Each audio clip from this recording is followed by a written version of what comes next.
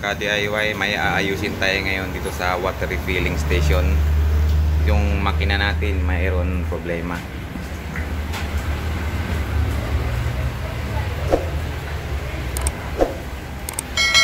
Ito yung problema.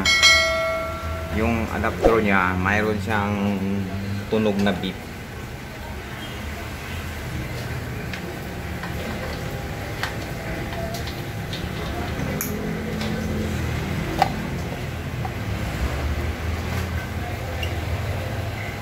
Yan. Yan ang problema ngayon. Nagbiblink lang yung ilaw, red. Tapos may tunog siya na beep. Ganito kasi ang trouble niya. Kadalasan yung sira yung UV light niya. So papalitan natin siya ng UV light. So patayin natin. Tapos baklasin natin yung UV light. Tingnan natin yung UV light. Ito. Tumutin mo lang ito. Yan. Tapos mabunot mo yung UV light.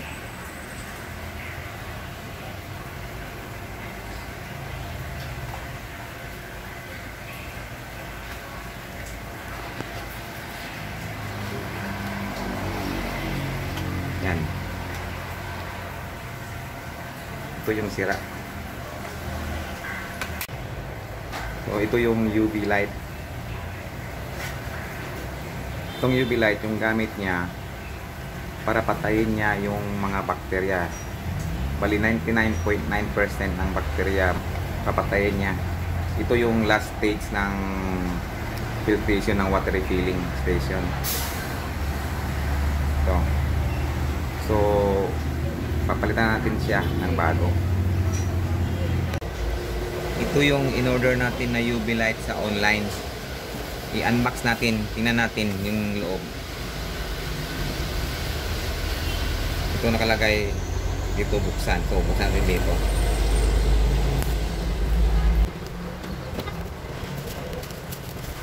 Ito bago na kailangan yung box sa UV light. Tingnan natin. Kaya UV light, ang light yung makikita ko. UV light, tingnan. Yan, ito. So yan, nag-thank you pa yung seller.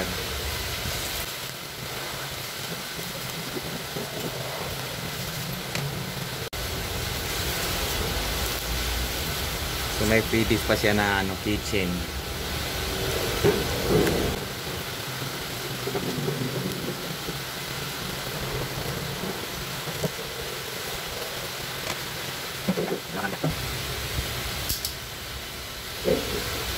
Oh.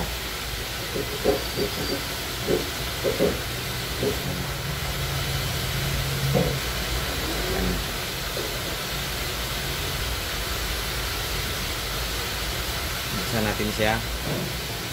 Nakalagay siya sa PVC. PVC ito.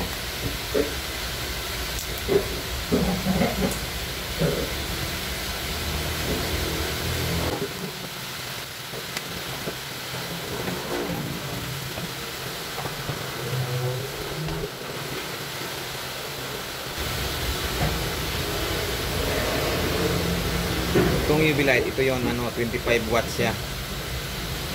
25 watts. Tapos yung haba nito, yung sukat ng haba nito is 17.5. Sa dulo-dulo niya, 17.5 yung haba niya. Saka ito, pag nabuksan mo itong plastic, huwag mo siyang hawakan yung pinaka-glass niya dahil hindi siya pwede hawakan yung glass kasi masisira ang UV light mo, hindi magtatagal. Kasi yung kamay natin, mayroon siyang oil, tapos maiwan dito sa glass. Doon kasi ang nang-iinit na masyado pag andun sa oil, malagyan ng oil yung yung glass niya. Kaya mabilis masira yung natin, UV light. Ang gawin natin, ikabit natin to siya. Kung maging okay na siya. Gusto kong tanggalin tong shell niya, yung paglagyan ng UV bulb. Gusto ko siyang malinisan.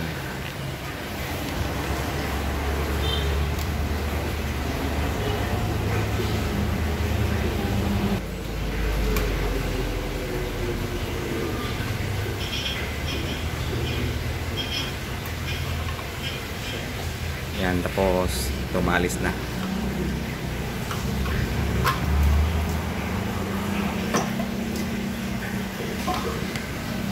Yan. Ito yun. Meron siyang tubig sa ilalim. Dumadaloy kasi ang tubig dito. Yung sa gitna, yun ang paglagyan ng UV bulb. So, habang dumadaloy yung tubig, dinadaanan niya yung UV light para mamatay yung bakterya.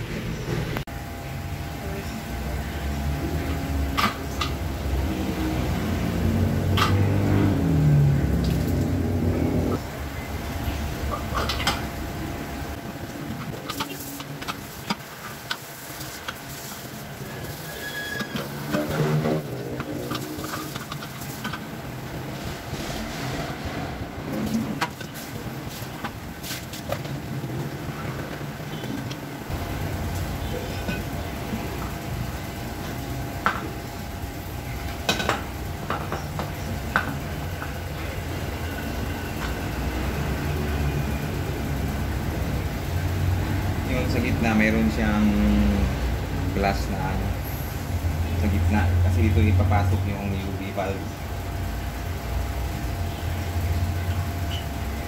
Ayan. Tandaan lang natin yung seal dahil makabasag.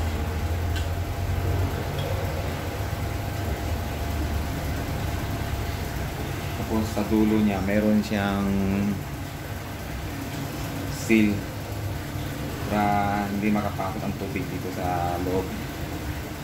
Yung tubig kasi sa labas lang siya, dito sa labas. So punasan natin siya para makakatuyo naman ng dami dito.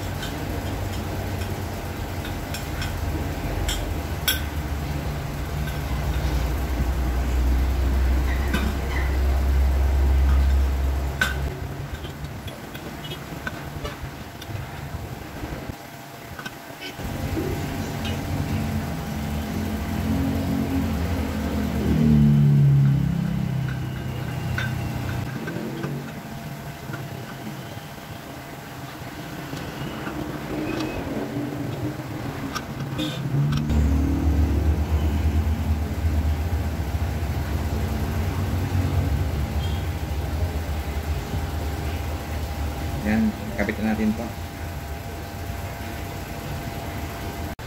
Ngayon, kabit natin tong shell ng UV light.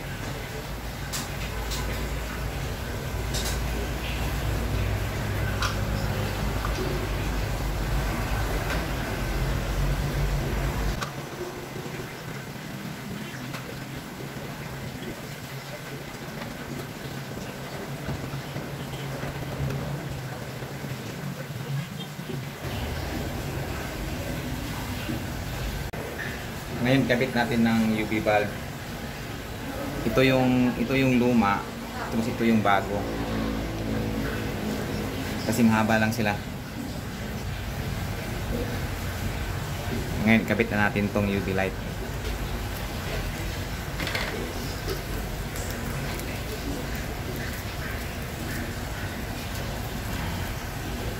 iwasan natin mahawakan tong ano niya, yung glass niya.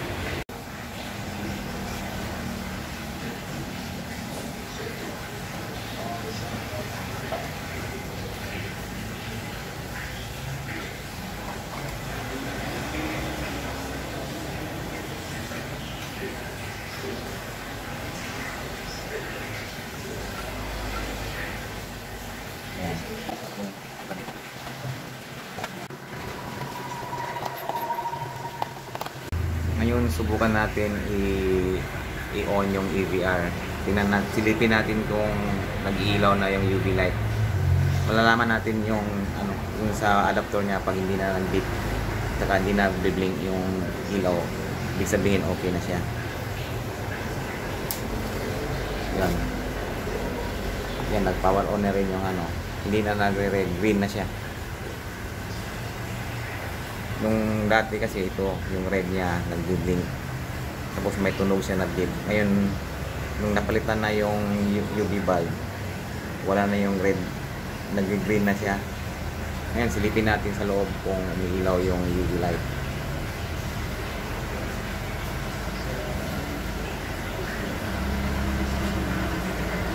Yan. Umiilaw na siya. Gumagana na siya.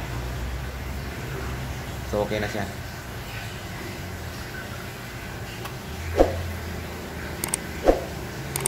So, magagamit na natin ngayon to. I-off na natin.